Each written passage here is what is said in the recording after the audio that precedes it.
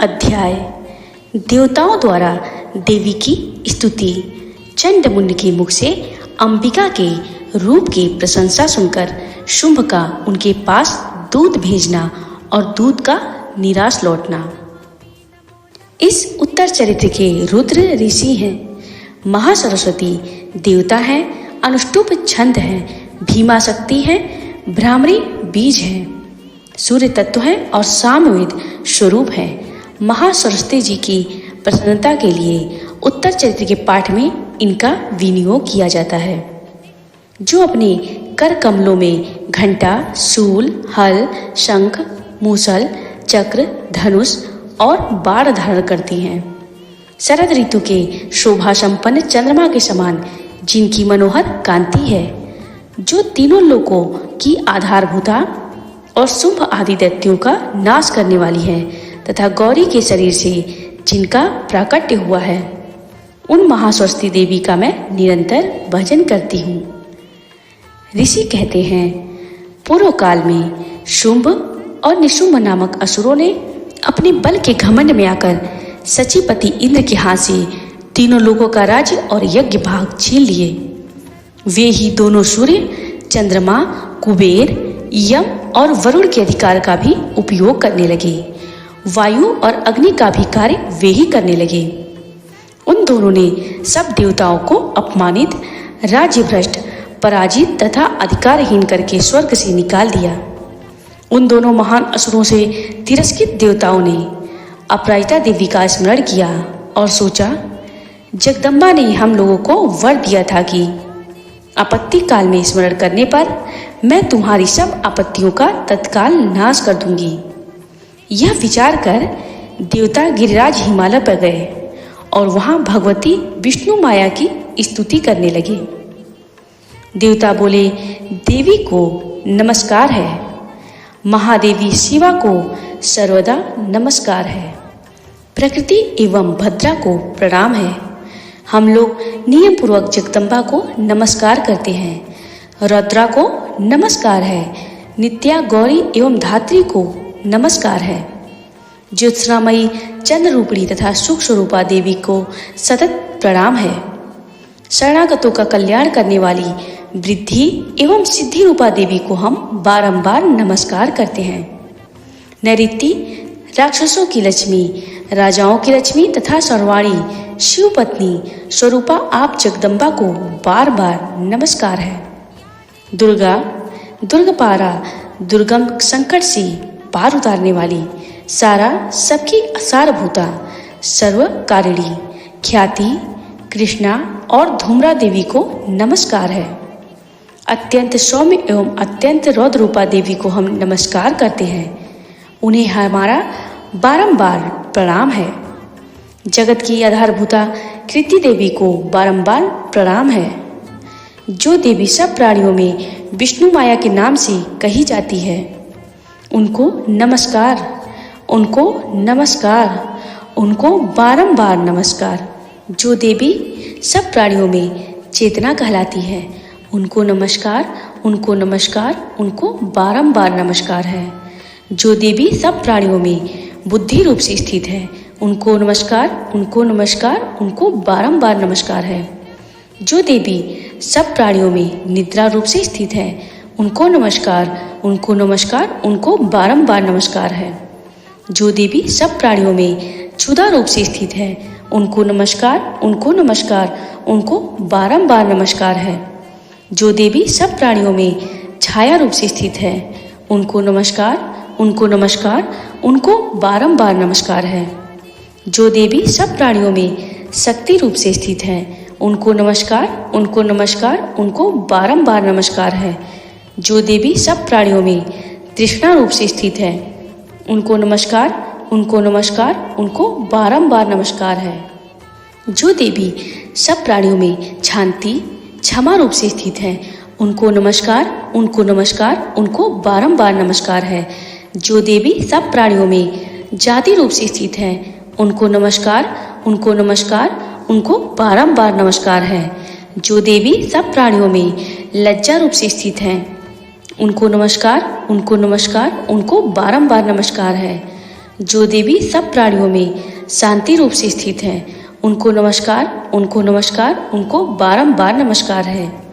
जो देवी सब प्राणियों में श्रद्धा रूप से स्थित है, उनको नमस्कार, उनको नमस्कार, उनको बारंबार नमस्कार है। जो देवी सब प्राणियों में कांति रूप से स्थित है, उनको नमस्कार, उनको नमस्कार, उनको बारंबार नमस्कार है। जो देवी सब प्राणियों में लक्ष्मी रूप से स्थित है, उनको नमस्कार, उनको नमस्कार, उनको बारंबार नमस्कार है। जो देवी सब प्राणियों में वृत्ति रूप से स्थित है, उनको नमस्कार, उनको नमस्कार, उनको बारंबार नमस्कार है। जो देवी सब प्राणियों में स्मृति रूप से स्थित है, उनको नमस्कार, उनको नमस्कार, उनको बारंबार नमस्कार है। जो देवी सब प्राणियों में दया रूप से स्थित है, उनको नमस्कार, उनको नमस्कार, उनको बारंबार नमस्कार है। जो देवी सब प्राणियों में तुष्टि रूप से स्थित है, उनको नमस्कार, उनको नमस्कार, उनको बारंबार नमस्कार है। जो देवी सब प्राणियों में माता रूप से स्थित है, उनको नमस्कार, उनको नमस्कार, उनको बारंबार नमस्कार है। जो देवी सब प्राणियों में भ्रांति रूप से स्थित है, उनको नमस्कार, उनको नमस्कार, उनको बारंबार नमस्कार है। जो जीवों के इंद्रिय वर्ग की अधिष्ठात्री देवी एवं सब प्राणियों में सदा व्याप्त रहने वाली है, उन व्याप्ति देवी को बारंबार नमस्कार है। जो देवी चैतन्य रूप से इस संपूर्ण जगत को व्याप्त करके स्थित है, उनको नमस्कार, उनको नमस्कार, उनको बारंबार नमस्कार है। पूर्व काल में अपने अभिष्ट की प्राप्ति होने से देवताओं ने जिनकी स्तुति की तथा देवराज इंद्र ने बहुत दिनों तक जिनका सेवन किया, वह कल्याण की साधनभूता ईश्वरी हमारा कल्याण और मंगल करे तथा सारी आपत्तियों का नाश कर डाले। उदंड दैत्यों से सताए हुए हम सभी देवता जिन परमेश्वरी को इस समय नमस्कार करते हैं तथा जो भक्ति से विनम्र पुरुषों द्वारा स्मरण की जाने पर तत्काल ही संपूर्ण विपत्तियों का नाश कर देती है, वे जगदम्बा हमारा संकट दूर करे। ऋषि कहते हैं, राजन, इस प्रकार जब देवता स्तुति कर रहे थे, उस समय पार्वती देवी गंगा जी के जल में स्नान करने के लिए वहां आई। उन सुंदर भाव वाली भगवती ने देवताओं से पूछा, आप लोग यहाँ किसकी स्तुति करते हैं? तब उन्हीं के शरीर को से प्रकट हुई शिवा देवी बोली, शुंभ दैत्य से तिरस्कृत और युद्ध में निशुंभ से पराजित हो यहाँ एकत्रित हुए ये समस्त देवता यहाँ मेरी ही स्तुति कर रहे हैं। पार्वती जी के शरीर को से अंबिका का प्रादुर्भाव हुआ था, इसलिए वे समस्त लोकों में कौशिकी कही जाती हैं। कौशिकी के प्रकट होने के बाद पार्वती देवी का शरीर काले रंग का हो गया था, अतः वे हिमालय पर रहने वाली कालिका देवी के नाम से विख्यात हुई। तदनंतर शुंभ निशुंभ के भृत्य चंड मुंड वहां आए और उन्होंने परम मनोहर रूप धारण करने वाली अंबिका देवी को देखा। फिर वे शुंभ के पास जाकर बोले, महाराज, एक अत्यंत मनोहर स्त्री है जो अपनी दिव्य कांति से हिमालय को प्रकाशित कर रही है। वैसा उत्तम रूप कहीं किसी ने भी नहीं देखा होगा। असुरेश्वर, पता लगाइए वह देवी कौन है और उसे ले लीजिए। स्त्रियों में तो वह रत्न है, उसका प्रत्येक अंग बहुत ही सुंदर है तथा वह अपने श्री अंगों की प्रभा से संपूर्ण दिशाओं में प्रकाश फैला रही है।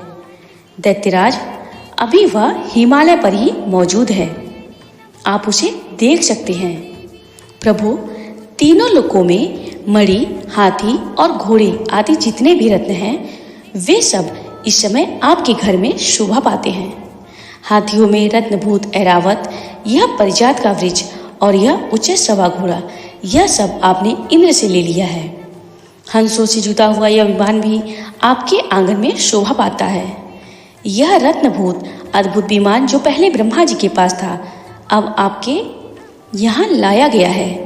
यह महापद्य नामक निधि आप कुबेर से छीन लाए हैं। समुद्र ने भी आपको किलजलकिनी नाम की माला भेंट की है, जो केसरों से सुशोभित है और जिसके कमल कभी कुम्हलाते नहीं हैं। स्वर्ण की वर्षा करने वाला वरुण का छत्र भी आपके घर में शोभा पाता है तथा यह श्रेष्ठ रथ जो पहले प्रजापति के अधिकार में था, अब आपके पास मौजूद है। दैत्येश्वर मृत्यु की उत्क्रांतिदा नाम वाली शक्ति भी आपने छीन ली है तथा वरुण का पाश और समुद्र में होने वाले सब प्रकार के रत्न आपके भाई निशुम्भ के अधिकार में है। अग्नि ने भी स्वतः शुद्ध किए हुए 2 वस्त्र आपकी सेवा में अर्पित किए हैं। दैत्यराज, इस प्रकार सभी रत्न आपने एकत्र कर लिए हैं। फिर जो यह स्त्रियों में रत्न रूप कल्याणमयी देवी है, इसे आप क्यों नहीं अपने अधिकार में कर लेते? ऋषि कहते हैं, चंडमुंड का यह वचन सुनकर शुंभ ने महादैत्य सुग्रीव को दूत बनाकर देवी के पास भेजा और कहा, तुम मेरी आज्ञा से उसके सामने ये बातें कहना और ऐसा उपाय करना जिससे प्रसन्न होकर वह शीघ्र ही आ जाए। वह दूत पर्वत के अत्यंत रमणीय प्रदेश में जहाँ देवी मौजूद थी गया और मधुर वाणी में कोमल वचन बोला। दूत बोला, देवी, दैत्यराज शुंभ इस समय तीनों लोगों के परमेश्वर हैं। मैं उन्हीं का भेजा हुआ दूत हूँ और यहाँ तुम्हारे ही पास आया हूँ। उनकी आज्ञा सदा सब देवता एक स्वर से मानते हैं, कोई उनका उल्लंघन नहीं कर सकता। वे संपूर्ण देवताओं को परास्त कर चुके हैं। उन्होंने तुम्हारे लिए जो संदेश दिया है उसे सुनो। संपूर्ण त्रिलोकी मेरे अधिकार में है, देवता भी मेरी आज्ञा के अधीन चलते हैं। संपूर्ण यज्ञों के भागों को मैं ही पृथक पृथक भोगता हूँ। तीनों लोकों में जितने श्रेष्ठ रत्न हैं वे सब मेरे अधिकार में हैं। देवराज इंद्र का वाहन ऐरावत जो हाथियों में रत्न के समान है, मैंने छीन लिया है। क्षीर सागर का मंथन करने से जो अश्वरत्न उच्च श्रवा प्रकट हुआ था, उसे देवताओं ने मेरे पैरों पर पड़कर समर्पित किया है। सुंदरी, उनके सिवा और भी जितने रत्नभूत पदार्थ देवताओं, गंधर्वों और नागों के पास थे, वे सब मेरे ही पास आ गए हैं। देवी, हम लोग तुम्हें संसार की स्त्रियों में रत्न मानते हैं, अतः तुम हमारे पास आ जाओ, क्योंकि रत्नों का उपभोग करने वाले हम ही हैं। चंचल कटाक्ष वाली सुंदरी, तुम मेरी या मेरे भाई महापराक्रमी निशुम्भ की सेवा में आ जाओ, क्योंकि तुम रत्न स्वरूपा हो। मेरे वरण करने से तुम्हें तुलना रहित महान ऐश्वर्य की प्राप्ति होगी। अपनी बुद्धि से यह विचार कर तुम मेरी पत्नी बन जाओ। ऋषि कहते हैं, दूत के योग कहने पर कल्याणमयी भगवती दुर्गा देवी जो इस जगत को धारण करती है, मन ही मन गंभीर भाव से मुस्कुराई और इस प्रकार बोली। देवी ने कहा, दूत, तुमने सत्य कहा है, इसमें तनिक भी मिथ्या नहीं है। शुंभ तीनों लोगों का स्वामी है और निशुम्भ भी उसी के समान महापराक्रमी है, किंतु इस विषय में मैंने जो प्रतिज्ञा कर ली है उसे मिथ्या कैसे करूं? मैंने अपनी अल्प बुद्धि के कारण पहले से जो प्रतिज्ञा कर रखी है उसे सुनो। जो मुझे संग्राम में जीत लेगा, जो मेरे अभिमान को चूर्ण कर देगा तथा संसार में जो मेरे समान बलवान होगा, वही मेरा स्वामी होगा। इसलिए शुंभ अथवा महादैत्य निशुंभ स्वयं ही यहाँ पधारे और मुझे जीतकर शीघ्र ही मेरा पाणी ग्रहण कर ले। इसमें विलंब की क्या आवश्यकता है? दूत बोला, देवी, तुम घमंड में भरी हो, मेरे सामने ऐसी बातें न करो। तीनों लोकों में कौन ऐसा पुरुष है जो शुंभ निशुंभ के सामने खड़ा हो सके? देवी, अन्य दैत्यों के सामने भी सारे देवता युद्ध में नहीं ठहर सकते, फिर तुम अकेली स्त्री होकर कैसे ठहर सकती हो? जिन शुंभ आदि दैत्यों के सामने इंद्र आदि सब देवता भी युद्ध में खड़े नहीं हुए, उनके सामने तुम स्त्री होकर कैसे जाओगी? इसलिए तुम मेरे ही कहने से शुंभ निशुंभ के पास चली चलो।